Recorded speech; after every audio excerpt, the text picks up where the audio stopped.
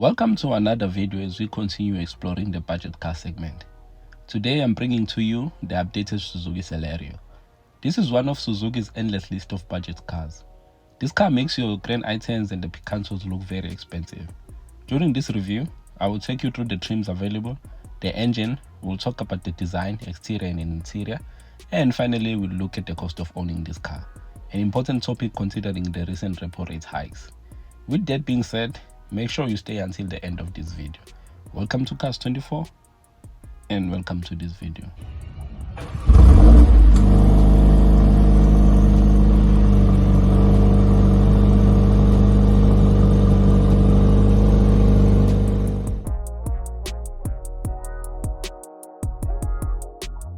Before we start this review, I can't help to mention how friendly Suzuki's working staff is. It's like Suzuki have an algorithm that helps them hire only nice people. Friendly too. I've been to 3 different Suzuki dealerships, all located at different locations, and they always show me the same kind of treatment. Keep up the good work, guys. Now let's get back to this Suzuki Celerio. This car will be popular because of the new Toyota Vitz. It's basically the same car with a different badge and name. So take it as you are watching both the Suzuki Celerio review and the Toyota Vitz review. That's what you call hitting 2 birds with 1 stone.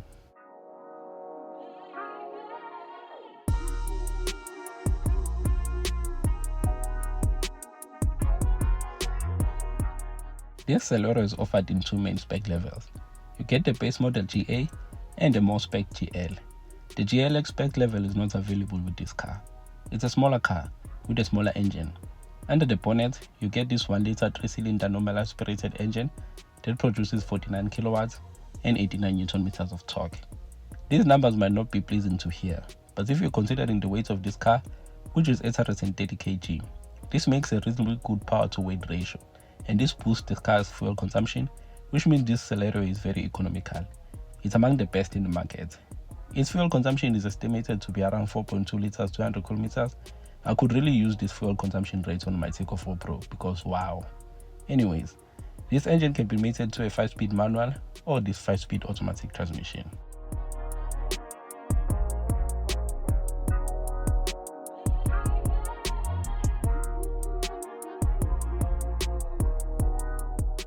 This is one of the cheapest cars you will find on the market because it starts from 184,000, with the GL manual and automatic having a price tag of 205,000 and 220,000 respectively. I will break down the cost of owning this car near the end of this video, but for now, let's check out this Celerio's exterior design. It's a bit wider, but shorter than the Espresso. It doesn't have the ground clearance of the Espresso, but it's surely good looking compared to the Espresso. I like the front profile of this car, particularly the design of these headlamps, which are halogen. You also get the front fog lamps and this black front grille with this chrome accent. This front profile looks nice, I love it.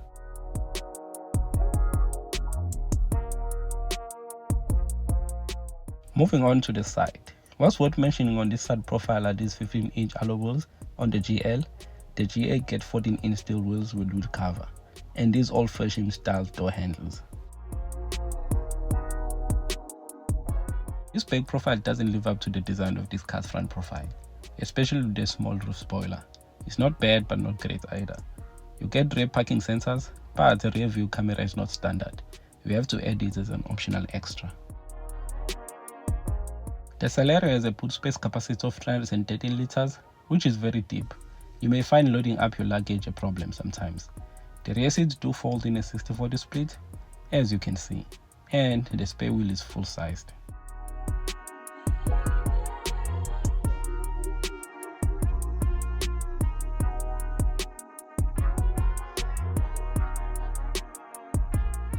This car may look small, but thanks to its design, it actually offers a decent amount of knee room and legroom, which is good in my driving position.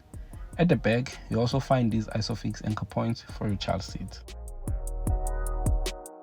Moving on to the interior design of the Celerio, the cabin is made of hard plastic material, but that is what you expect in this price range. For a budget car, this infotainment screen is really nice. It has your Apple CarPlay and Android Auto. The steering wheel on the side is disappointing because you don't get it with leather, which would have been a nice touch, but you do get some shortcut buttons for your voice control and stuff to make your life easier. This instrument cluster is budget really. That is all I can say about it. To get this manual air conditioner, the controls feels very good when you're using them. You have a 12-volt socket, a USB port, and an area to store your mobile device. 2 well-placed cup holders in front of your gear lever, and you get a decent sized glove box. Now let me tell you about some of the interesting things about this car. First off, you get an engine auto start and stop system, which can be switched off using this button. I know it's an old system, but to find it in a budget car, I wasn't expecting it. For those who don't know, the system switches off the engine when the car comes to a standstill, especially on a traffic light. It helps with saving your fuel.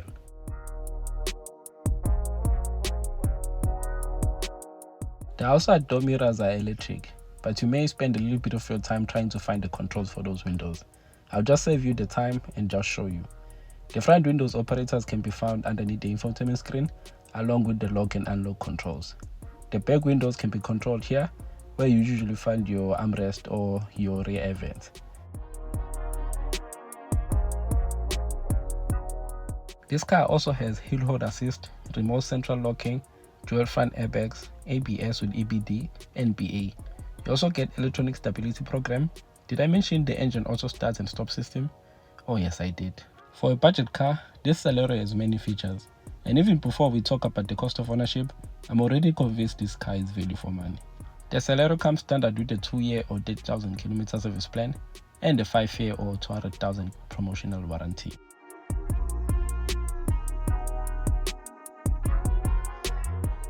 Now let's talk about the cost of owning this car.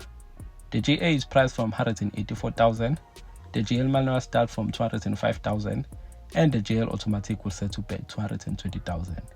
The Toyota Viz on the other hand start from 190,000 and goes all the way to 240,000 for the XR. But asikho Toyota. Let's say you finance the GL automatic because, as I always say, life is too busy and short to be changing gears. At an interest rate of 11.75% over 72 months, with obviously no balloon rate deposit, you can expect to pay around 4,364 rands per month. If you add 1,000 for a comprehensive insurance cover and 736 rand for a full tank, this will take your monthly cost of ownership for this car to around 6,100. With the salary of 20,000, you still have 13,900 nyana to save, invest and buy groceries. But hey, you can buy your VW with your 40% balloon, as you should load. My final verdict is simple. This car is beyond offering value for money in terms of its fuel consumption, features and its total cost. You should move from Siyabonga Vodacom to Siyabonga Suzuki. This is a great product. If you like this video, please consider subscribing to this channel. And thank you for 2,000 subscribers. You guys are amazing. Now to 3,000 subscribers and more. I will see you next time. Stay safe and peace.